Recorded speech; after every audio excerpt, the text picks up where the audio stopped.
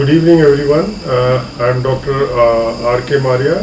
I'm practicing physician and diabetologist in Hoskas area of South Delhi at Marya Clinic, Center for Diabetes and Lifestyle Diseases.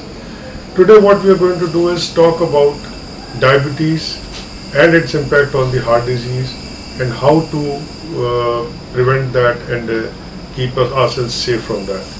So first I'd like to tell you a very important fact that diabetes is increasing the world over at an epidemic proportion, more so in developing countries like India, and we have the reputation of being the world's capital of diabetes, and as of now we are just second to China as far as the number of diabetics are concerned. And diabetes is, if kept uncontrolled, is associated with several complications which have a serious impact on both morbidity and mortality. These complications can be ones which are involving the fine blood vessels, or as we call them, microvascular complications. These are the ones which affect the eyes, we call it retinopathy, nerves, neuropathy, or kidney nephropathy. But on the other hand, it also affects the larger blood vessels, which lead to macrovascular complications, which are the ones which affect your heart. We can have an increased risk of heart attack. Your brain, like you can have increased risk of stroke, or your leg blood vessels, so you can have gangrene and ulcers of the leg. And it's the most common cause of amputation of the legs as far as non-traumatic amputation of legs is concerned. So today we are going to focus mainly on the complication involving the heart. So because many people have heart attack, but they are not really aware of it, and so we'll talk and make some points clear about that. First, let us see what is diabetes. Diabetes is a condition in which the blood glucose levels, or the sugar levels as we call it in the normal language, the blood sugar levels are raised, and these high blood sugar levels are responsible for all the underlying complications which we have just talked about, be it microvascular or the macrovascular complications. And the reason for this high blood sugar levels is that the patient, whatever food you eat, what happens is it gets digested. We'll be focusing mainly on the carbohydrates today. They get digested and gets converted into glucose. This glucose, it enters the blood. For this glucose to be properly metabolized, to be properly utilized in the body, you need a very important hormone which is known as insulin, which is responsible for shifting the glucose inside the cell, where it is either burned to produce energy, or it is stored in the blood cells, like mainly the liver and also the muscles, as glycogen. So for this, the action of insulin is very important. Now, diabetes can occur if due to major two reasons. There are several other reasons also, but we will be focusing on the common causes. Either because there is deficiency of insulin, no insulin is being formed, as happens in the type 1 diabetics, or there is a resistance to the action of the insulin. Insulin is there, even more than normal insulin is there in the bloods, but it is not allowed to carry out its activity, its action. So the patient's blood glucose levels are not controlled, either because of deficiency of insulin or due to the resistance to the action of insulin, and the blood glucose levels go high, and the patient ends up having diabetes. Now, it is the insulin resistance and insulin deficiency not only affects the glucose metabolism, it has a very important deleterious effect on the fat metabolism also. Fat, as we call, lipid as we call them in general medical term. So that metabolism is also quite seriously affected in patients who are having insulin resistance or insulin deficiency. Now, the chances of, as we just talked about, heart attack chances are more in diabetes, more than 2 times, or even some in female the risk is increased more than four times compared to those who are not having diabetes. And this increase in heart attack is due to patients having underlying increase in blood glucose levels and also the lipid profile, as I mentioned. The diabetics also have the chances of his cholesterol going haywire. So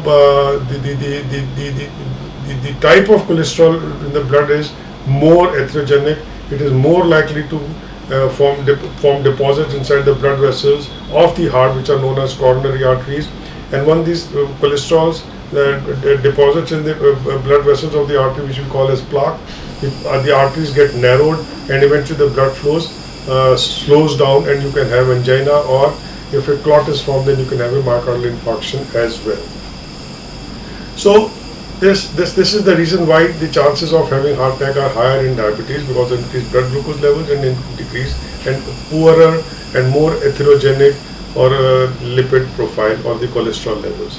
So now, what do we do about it? As I just mentioned, that diabetes is a lifestyle disease. When I say lifestyle disease, it has been found to be increased in patients who are leading a sedentary lifestyle, who are more obese, who eat the wrong kind of food. So and of course the genetic inheritance is there. We Asian Indians are specifically considered to be a race which is at a very high risk of developing diabetes. On top of it, if we don't maintain a good lifestyle, we are likely to develop diabetes. So what do we do about it? So I'd like to make you aware of certain very important facts before we proceed further. You should be aware of the A, B, C of diabetes. So if you have to reduce the risk of heart attack in a patient with diabetes, first thing, A.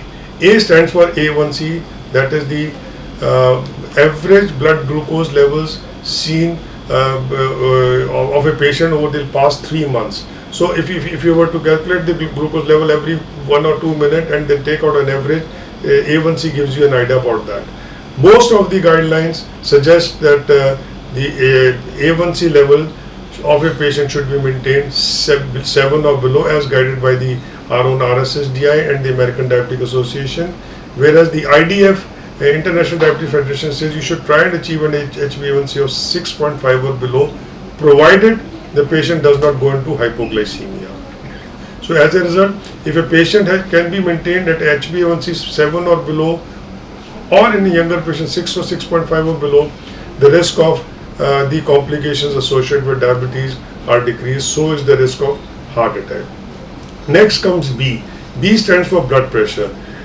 Blood pressure control in all diabetics should be, we should try and achieve a blood pressure of less than 140/90, preferably less than 130/80, if that can be achieved without being very aggressive in blood pressure lowering, because BP, blood pressure lowering medicines, can also cause certain kind of hypotension or fainting spells on getting up suddenly. So you have to be very gradual and very watchful about the side effects. If those side effects are not there, preferably the blood pressure should be brought down to 130/80 millimeter mercury or low, or at least below 140/90. Third factor which we have to see is C. C stands for cholesterol. Now you all must have heard about a doctor talking about good cholesterol, bad cholesterol and all those things. Yes, we have to first target about the bad cholesterol, which is known as the LDL. L stands for lousy or bad cholesterol. So this lousy cholesterol level in diabetics have to be kept below 100 in most of the patients, especially. And whereas the HDL cholesterol, which H stands for healthy, it is the good cholesterol. Its level should be preferably more than 50 milligram per deciliter in females and more than 40 milligram per deciliter in males. The healthy cholesterol has a protective effect. It removes the cholesterol from the blood vessel wall and reduce the risk of heart attack. Whereas the lousy cholesterol or the bad cholesterol is the one which is responsible for deposition of cholesterols in the blood vessels, forming a plaque and thus narrowing the artery and thus increasing the risk of heart attack. So what you can do to take care of these ABC? Now this ABC is very important, because most of the time the patient and the doctor are just focusing on glucose. Controlling glucose alone will do nothing. If you have to reduce the risk of heart attack in a diabetic, it is very important to control blood pressure, very important to control cholesterol level, lipid profile, and also important to control diabetes. So this I am talking specifically if we have to prevent the occurrence of heart attack. Then what you can do about it? See, the most important thing is you have to change your lifestyle. Studies have shown that the very big studies conducted in US, the Diabetes Prevention Program has clearly demonstrated that if you lead a healthy lifestyle, you exercise regularly, you say about 150 minutes a week, and if you can lose about 7 to 10% of your present body weight, you can almost reduce the risk of developing diabetes from, if you have a high risk of diabetes, to almost 58%. So we have to design a lifestyle change for all the patients depending on his or her metabolic profile. So the first thing is diet. In diet, we have to consider what are we eating, especially what is the type of fats we are eating, what is the type of carbohydrates we are eating. The fats we eat are very important for increasing the risk, because saturated fats like the desi ghee and the daldas and all, they have to be avoided. Dalda, as I mentioned over here, is not only saturated but it's a trans fat also, and this trans fats is the most dangerous kind of fat as far as the heart attack is concerned. And coming to the saturated fats, the desi ghee and all, if used in excess, should increase the risk of developing plaques and thus increase the risk of developing heart attack. Then we have the unsaturated fats, which we are monounsaturated fats and polyunsaturated fats, which are found in especially the monounsaturated fats are found in good amount in nuts and vegetable oils and other things. So they are safer and better for the olive oil is quite good for that. There is safflower oil, they are good for that. So these are the ones which are safer and which should be consumed more regularly. Trans fat, another very important source of trans fat in our country is we reheat the oil. The same kadai is used once, twice, or thrice, or 4 times. So every time you reheat the oil, it gets converted to trans fats, which is very dangerous. We call it the good, the bad, and we call trans fats the widowmaker. Then comes the carbohydrates. Carbohydrates, we Indians predominantly, we south, north, east, west, or central India, almost more than 65% of our calories are derived from carbohydrate food. And carbohydrate foods, they can be they could consist of simple sugars and the complex sugars. Simple sugars are the ones like the table sugar, the juices, the sweetened drinks and all, Coca-Cola and all the things, they are the ones. And then we have complex carbohydrates are the one, or the more finely ground the grain is like maida, which is again from wheat. The maida is very bad as far as the glycemic profile is concerned. On the other hand, if we take complex carbohydrates or carbohydrates which are rich in fiber, both soluble, especially the soluble fiber, they are very good as far as the glycemic index is concerned and good for your health as well. Then coming down, another thing which is very important, which are very commonly consumed in a country in excess is salt. All our snacks, our dal bhujia, our chaat papdi, our pickles, they are all very rich source of salt. So we should try and cut down on the salt as much as possible. Not more than 1 teaspoon, level teaspoon of salt should be consumed in a day. I'm not talking about the heaped teaspoon. The level teaspoon should not more than 1 level teaspoon should be used per day. And then very important is watch for your weight. We Indians are known as lean obese people. For the same amount of BMI, our metabolic risks are much higher than the Caucasian population. Their cutoff of normal BMI is 25. From 25 to 30 they are obese or overweight, and more than 30 they are obese. Whereas for Indians, normal is 19 to 23. 23 to 25 we are overweight, and more than 25 we are obese. So we have to be very careful about our weight. We must keep our weight around with a BMI around 23 or 24, not more than that. Then another important factor is lifestyle. Sedentary lifestyle is as great a risk factor for developing heart attack as smoking. The couch potatoes, the most of the time when we were children, we used to play, our games used to be Gulli Danda, Maran PT, and all the games were on the field. And nowadays children are playing even the cricket and everything on the laptop and smartphones. and there is hardly any physical activity, and whatever time they have, they are either going to a tuition or study. There's so much of stresses on that. That is why there is sudden burst of increase in the incidence of diabetes in our country because of our lifestyle. We have plenty to eat, and that also fast food, plenty of fast food to eat. Children order their food directly from the online, and they're hardly doing any exercise. So that is very important. We must regularly exercise at least 30 minutes a day for at least 5 days a week, preferably 7 days a week, but minimum 150 minutes a week. Brisk regular exercise should be done, and we should, whatever our present body weight is, sometimes you may be very much overweight, say 100 kg, and you can't reduce 30 kg, but even if you reduce 7 to 10% of your present body weight, so if it's 100 kg, if you can lose say 7 kg or 10 kg, you're going to have immense benefit by this activity. Then another very important point is, if you are a smoker, quit smoking, because smoking is a very, very high risk for factor for developing heart attack.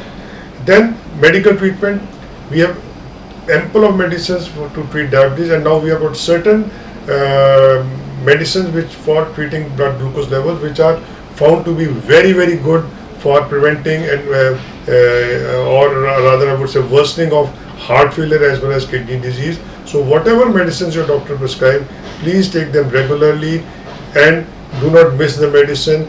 Take your meals regularly, have small frequent meals, avoid long gaps between your meals so that you don't go into low sugar levels.